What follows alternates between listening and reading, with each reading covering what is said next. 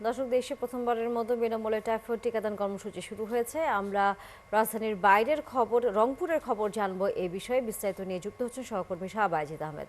শাহবাজিদ, রংপুরে এই টাইফয়েডের টিকাদান কর্মসূচির কি খবর আপনার কাছে রয়েছে, এবং একই সাথে এই টাইফয়েডের টিকা দেওয়ার পর কোনো পার্শ্ব প্রতিক্রিয়া হবে কিনা চিকিৎসকরা কি জানিয়েছেন? আসলে আমরা এর আগে সংবাদ সংগ্রহে যুক্ত ছিলাম এবং এখন আছি Rangpur police line school and college.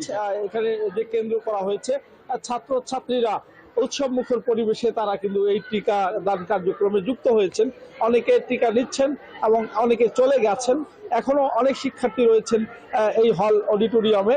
ইতিমধ্যেই কিন্তু এখানে একটি আড়ম্বর অনুষ্ঠানের মধ্য দিয়ে উদ্বোধন হয়েছে।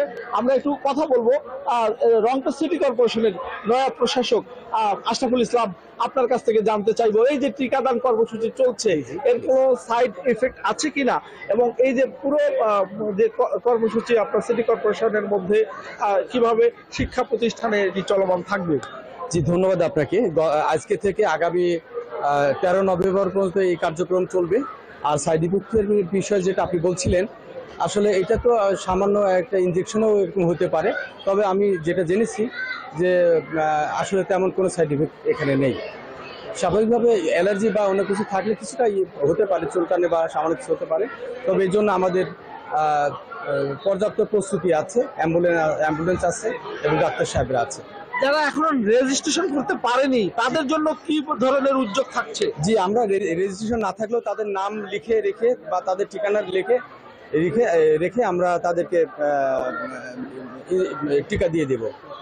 তানিয়া শুনছিলেন এই যে প্রথমবারের মতো বিনামূল্যে যে এই ভ্যাকসিন, এটি কিন্তু অত্যন্ত গুরুত্বপূর্ণ এবং শিক্ষার্থী, অভিভাবক তারা অনেকেই কিন্তু নিবন্ধন করেছেন। রংপুর বিভাগের 8 জেলার 58টি উপজেলায় কিন্তু প্রায় 85 লাখ শিক্ষার্থী কিন্তু এই টিকাদানের কার্যক্রমে আসবেন এবং ইতিমধ্যেই কিন্তু প্রায় 60 লাখের মতো শিক্ষার্থী তারা রেজিস্ট্রেশন করে ফেলেছেন।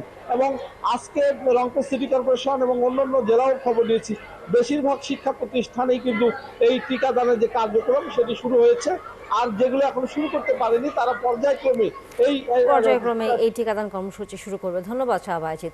নিশ্চয়ই আমরা ফিরবো আবারও টিকাদান কর্মসূচির খবর জানতে।